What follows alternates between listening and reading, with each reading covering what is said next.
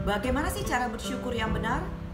Banyak yang mengatakan, "Bu, saya ini udah bersyukur loh tiap hari. Apa yang salah ya?"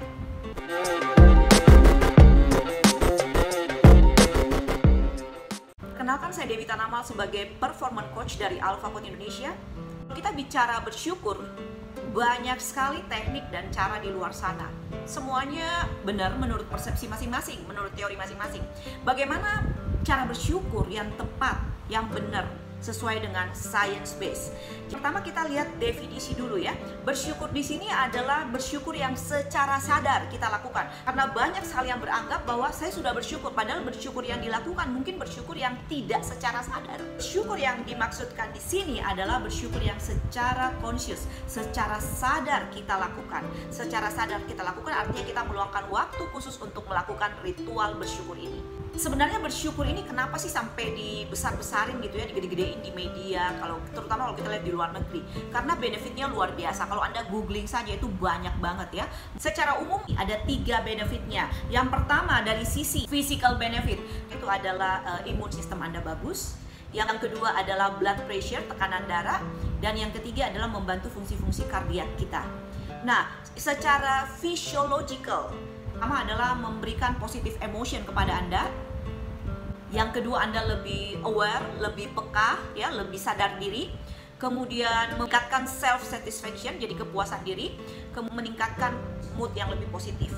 Nah, social benefitnya juga ada, yaitu selain membantu empati, Anda lebih berempati, juga membantu hubungan komunikasi dengan orang lain, dan juga Anda kecenderungan likability, lebih disukai oleh grup Anda, karena yaitu Anda lebih peka, lebih sadar diri. Nah, yang menarik dari gratitude ini, ada satu rumus namanya PESTO. Jadi gratitude ini sangat, kalau dipraktekkan secara reguler dengan benar, itu akan menjadi lifestyle Anda. Dan ini benar-benar membawa true happiness. Artinya Anda mendevelop happiness itu dari dalam, tidak tergantung pada faktor eksternal. Jadi PESTO ini yang pertama adalah percaya diri, kedua adalah lebih empati, yang ketiga S, spirituality meningkat, yang keempat T adalah tidak egois, dan yang kelima adalah optimis. Nah, ngomong-ngomong mengenai gratitude, memang hubungannya sama brain apa sih? Maksudnya kalau kita bicara secara research dari neuroscience ya, human mind, seperti apa sih benefitnya? Di sini ada 4 yang saya mau sharing ya. Jadi yang pertama, kalau Anda lihat di gambar di atas adalah dengan melakukan gratitude secara benar, itu ada 2 hormon yang diaktifkan. Hormon ini dopamin dan serotonin ya. Anda bisa baca informasinya di atas. Dopamin dan serotonin ini hormon yang berkaitan dengan kebahagiaan. Kemudian yang kedua, dampak gratitude terhadap otak kita, dia wires dan fires new connection to the bliss center. Yang ketiga adalah dia foster cognitive restructuring by evoking positive thinking. Kemudian yang keempat, kalau kita kaitkan dengan brain, gratitude dengan brain, dia akan mereduce fear and anxious. Jadi rasa takut, khawatir itu akan dieliminasi secara bertahap. Jadi kalau Anda sudah melakukan secara rutin, konsisten gitu ya, Anda pasti bisa merasakan benefitnya. Nah, gimana sih cara bersyukur yang benar? Ini intinya.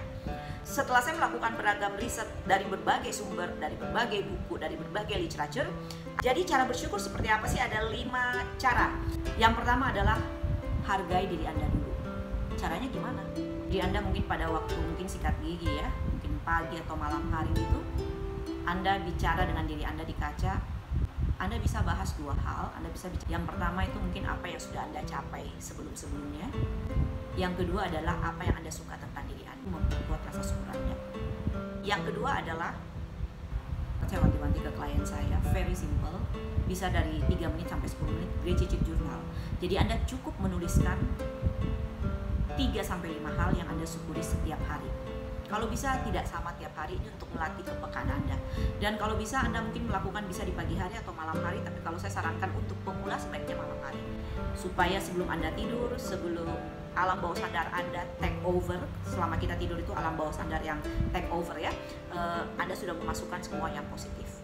Jadi tiap malam sebelum tidur, luangkan waktu mungkin 3-10 menit menuliskan apa sih yang Anda syukuri dalam hari itu. Cara yang ketiga adalah buat ini menjadi rutinitas. Kalau Anda cuma melakukan sorry to say seminggu sekali, sebulan sekali, nggak ada artinya. Ya mungkin berarti buat hari itu aja. Jadi ini Anda menggunakan analogi di gym ya. Kalau kita bangun muscle, itu caranya gimana? Harus konsisten, disiplin.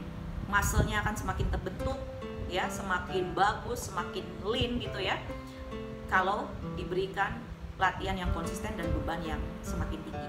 Jadi kembali lagi, Anda sudah punya katakanlah ritual menuliskan gratitude tiap malam, buat itu menjadi rutin. Luangkan waktu untuk me time Anda untuk bersyukur. Yang keempat, cara bersyukur yang paling sering banyak orang lakukan adalah, Bu, saya menggunakan doa. Iya, bagus banget, tidak masalah.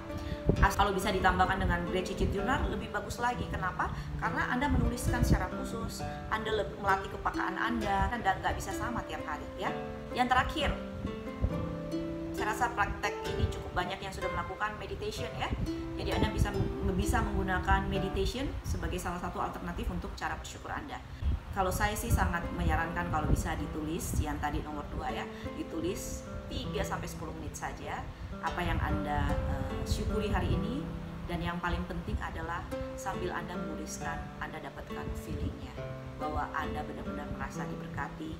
Dengan kondisi apapun, Anda masih bisa melihat sesuatu yang positif di balik kondisi itu. Jadi semoga 5 tips cara bersyukur. Yang pertama adalah appreciate yourself first, talk to the mirror.